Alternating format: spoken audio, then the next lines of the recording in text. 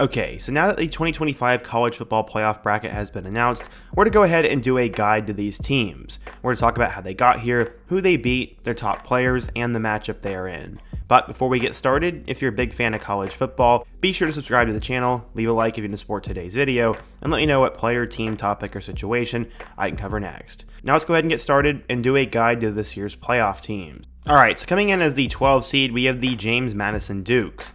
They are only here because Duke pulled off a miracle in the ACC, and they're one of two Group of 5 teams to make this year's field. James Madison is led by second-year head coach Bob Chesney, who has decided to leave the Dukes for the UCLA job. They started out with a win over Weber State before losing on the road to Louisville 28-14.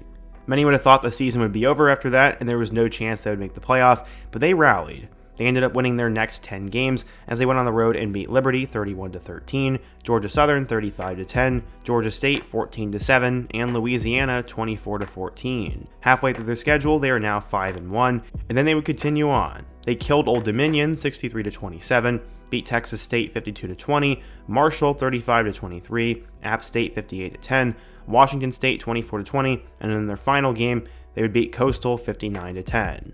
At this point, JMU was 11-1, and they clinched a spot in the Sun Belt Championship where they would beat Troy 31-14 after getting off to a slow start.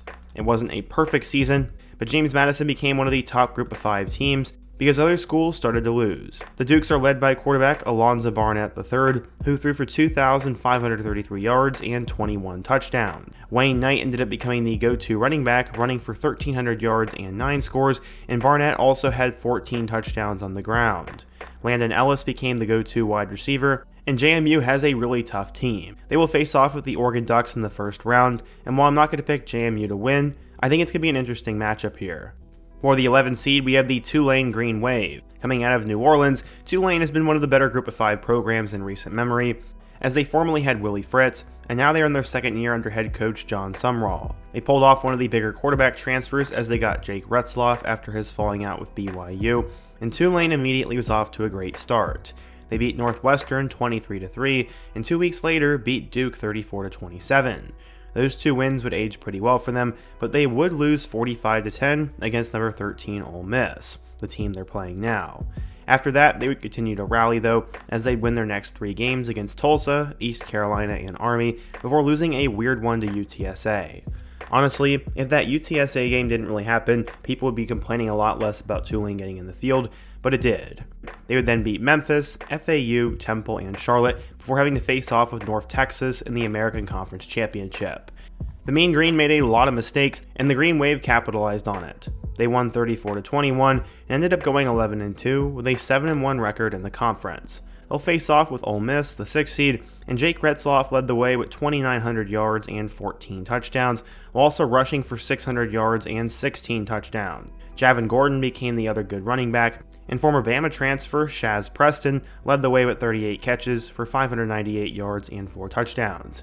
Tulane's not going to beat you through the air, but they are a tough team. Head coach John Sumrall will be heading to Florida, but for now, he's going to try to knock off Ole Miss. Coming in ahead of the Green Wave, we have the Miami Hurricanes. They are one of the controversial teams to get in this year, as some argue the Fighting Irish of Notre Dame should have gotten in instead. But regardless, Miami is here, and led by head coach Mario Cristobal, they get off to a great start. They beat number 6 Notre Dame 27-24 in week 1, then destroyed Bethune before beating number 18 USF 49-12. After a win against Florida, Miami won the award for best team in the month of September.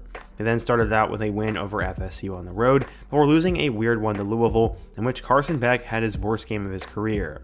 They'd bounced back with a win over Stanford before dropping a weird game to SMU in overtime. At 6-2 and 2-2 in the conference, this seemed like a death blow to Miami, but they would win their last 4 games over Syracuse, NC State, Virginia Tech, and number 22 Pittsburgh. While none of those wins are insane or anything like that, Miami did finish strong, went 10-2, and finished with a 6-2 mark in the conference. That early win against Notre Dame proved to be pivotal for them, and they're led by Georgia transfer Carson Beck, who had over 3,000 yards and 25 touchdowns.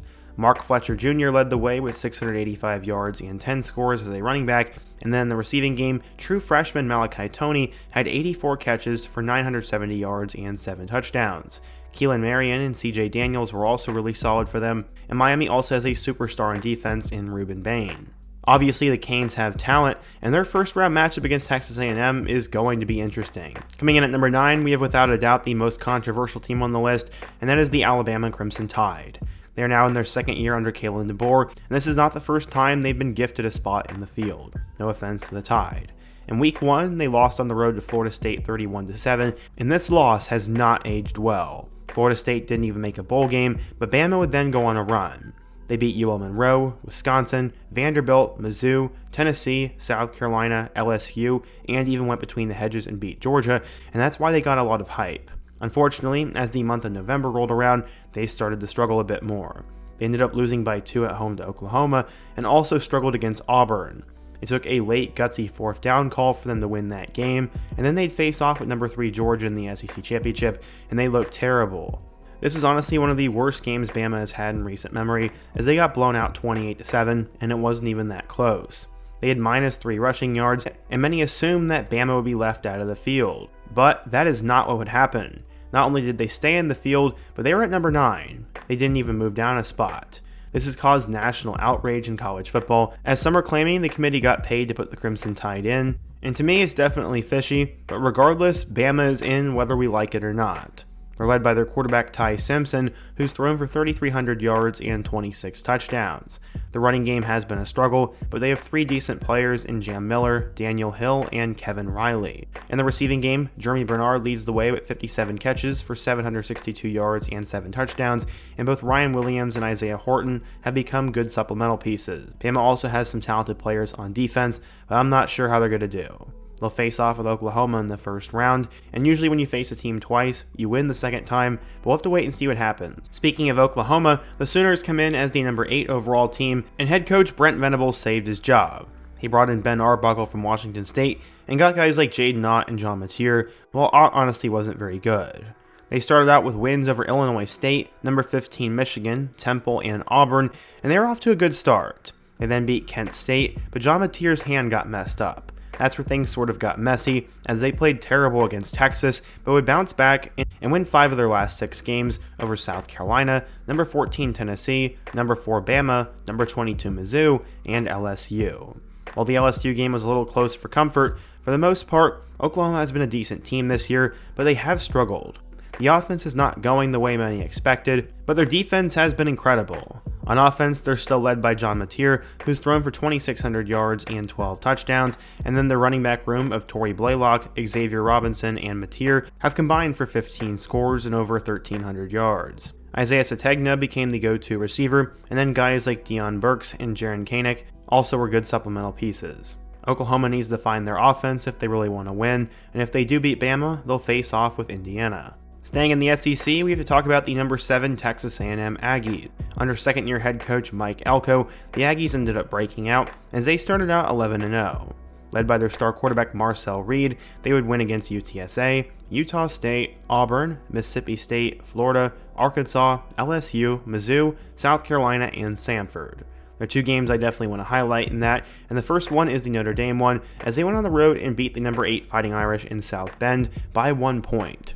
That was definitely one of the crazier games of the season, and then a couple weeks later, they were getting blown out by South Carolina, but found a way to come back and win 31-30. Had they lost that game, the season would have definitely been over, as they ended up losing to number 16 Texas to finish the year, and that sort of put them in hot water. We knew they weren't going to miss the playoff, but they would miss the SEC championship game.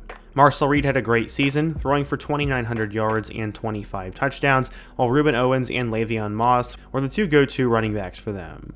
The receiving game was pretty incredible, as Casey Concepcion, Mario Craver, and Ashton Bethel-Roman became a 3-headed monster that was extremely difficult for defenses to stop. A&M has a really good offense, and their first-round game against Miami should be electric. Our next SEC school comes in at number 6, and that is the Ole Miss Rebels. Despite losing their head coach, they are fired up about playing in this year's bracket, as they ended up starting out 6-0 with wins over Georgia State, Kentucky, Arkansas, Tulane, LSU, and Wazoo. A couple of those games were way too close for comfort, but they would finally lose to Georgia as the Bulldogs made a crazy late comeback. From there, they then beat number 13 Oklahoma on the road, beat South Carolina, destroy the Citadel, beat Florida, and finish off with an Egg Bowl win over Mississippi State. Ole Miss went 11-1 with a 7-1 mark in the conference, but that Georgia loss would keep them out of the SEC championship game. Ole Miss is led by their quarterback Trinidad Chambliss, who was the backup to Austin Simmons to start the year, and he threw for 3,000 yards and 18 touchdowns. Kawan Lacey ended up running for 1,300 yards and 20 touchdowns, and he was a breakout superstar in the SEC. Harrison Wallace, Deuce Alexander, and Caden Lee became the go-to wide receivers, and Ole Miss has a really fun offense, but they'll now be led by Pete Golding, as head coach Lane Kiffin left for LSU. I'm not really sure what to make of Ole Miss, but I think they're going to rally behind their coach, and hopefully will be able to make a run. And finally, the last school that has to play in the first round is the Oregon Ducks. Dan Lanning will now be making his second straight college football playoff appearance, and the Ducks had a good start to the season. They beat Montana State, Oklahoma State, Northwestern, and Oregon State before facing off with number 3 Penn State in the whiteout. Obviously, Penn State had a crazy fall-off, but this was a really fun game, and a late interception sealed that win. After that, though, they'd come back home and face off against Indiana, where they would get beat in the fourth quarter and lose 30-20. It was definitely a setback, but they would win their last 6 games. They destroyed Rutgers, beat Wisconsin, and then survived off of a late field goal against Iowa. To finish the year, they beat Minnesota, beat number 15 USC, and went on the road and beat Washington. It wasn't a perfect year for Oregon, but at the same time, it was great. They are led by their new quarterback Dante Moore, who threw for 2,700 yards and 24 touchdowns, and then their running back trio of Noah Whittington, Jordan Davison, and Dyer Hill Jr. all combined for about 2,000 yards and over 20 touchdowns. In the receiving game, Malik Benson led the way with 31 catches for 526 yards, and tight end Kenyon Sadiq led the team in catches and touchdowns with 8. As I said, it wasn't a perfect season for Oregon, but they're in position to capitalize. Coming in at number 4, who got a first round bye, we have the Texas Tech Red Raiders. They spent a lot of money and got a big time roster, and it was a great investment. Texas Tech finished with a 12-1 record and won the Big 12. They destroyed Pine Bluff, Kent State, and Oregon State before beating number 16 Utah on the road for their first signature win. They then beat Houston and Kansas before losing on the road to Arizona State, mostly because Baron Morton was out. To finish the year, though, they'd win their last 6 games, beating Oklahoma State, Kansas State, destroying number 7 BYU, beating UCF, shutting out West Virginia, and then once again blowing out number 11 BYU in the Big 12 championship. Now Texas Tech will be in the playoff for the first time, and they're led by their star quarterback Baron Morton, who threw for 2,600 yards and 22 touchdowns. Cameron Dickey ran for over 1,000 yards and 14 scores, and in the receiving game, Reggie Virgil, Coy Eakin, and Caleb Douglas were a 3-headed monster for them. On defense, you have guys like Jacob Rodriguez and David Bailey, and this Texas Tech team is going to be a lot of fun to watch. Our final team out of the SEC will be the Georgia Bulldogs. They started out with 3 wins against Marshall, Austin Peay, and number 15 Tennessee, and man, they kind of got lucky in that Tennessee game, but they pulled it out. They then lost at home by 3 to Alabama before going on a crazy winning streak. They would win their next 9 games over Kentucky, Auburn, number 5 Ole Miss, Florida, Mississippi State, Texas, Charlotte, Georgia Tech, and then number 9 Bama in the SEC title game. There were a lot of ranked wins in that stretch, and Georgia got a lot better down the stretch. They are now rewarded with the number 3 overall seed, and they're led by Gunnar Stockton, who had 2,700 yards and 23 touchdowns, and then Nate Frazier and Chauncey Bowens each were a great 1-2 punch at running back. Zachariah Branch became their superstar receiver, and their defense is full of first-round talent. Georgia will be a tough out as usual, and Kirby Smart might get the Dogs all the way to the national championship. And our last 2 teams come out of the Big Ten, and the first one is the Ohio State Buckeyes. They ended up starting out the season facing off with number 1 Texas, and while the game wasn't really that exciting, Ohio State won 14-7. After that, they were never challenged the rest of the regular season as they beat Grambling, Ohio, Washington, Minnesota, Illinois, Wisconsin, Penn State, Purdue, UCLA, Rutgers, and Michigan. Michigan and Illinois were probably their 2 biggest tests, and it really wasn't all that close in either of those games. At 12-0, they'd face off with number 2 Indiana in the Big Ten championship. This ended up living up to the hype, as both these teams had elite defenses, and many thought they were playing for the Heisman. Ultimately, Ohio State had a couple of mistakes, and Indiana completely capitalized off of them, winning 13-10. Ohio State ended up dropping this game, and they fall to the number 2 seed, but honestly, it's not the end of the world.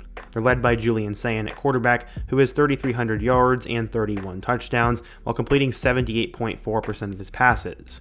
True freshman Bo Jackson blew up at running back, running for over 1,000 yards and 5 scores, and CJ Donaldson had 10 touchdowns. Jeremiah Smith had 80 catches for 1,000 yards and 11 scores, and Carnell Tate had 48 catches for 838 yards and 9 scores. You also can't forget Max Clare, and their loaded defense with guys like Arvell Reese, Caleb Downs, and Caden Curry. While Ohio State lost that game, they're going to be fine and have a real shot at repeating. And finally, the last team will be the Indiana Hoosiers, who are in their second year under head coach Curt Cignetti. It's been the most impossible turnaround, and you should check out my nearly 30-minute video on it I put out yesterday. They beat Old Dominion 27-14 in Week 1, before then beating Kennesaw, Indiana State, and number 9 Illinois 63-10. After facing some adversity, they had a game-winning score to beat Iowa, and then went on the road and beat number 3 Oregon 30-20.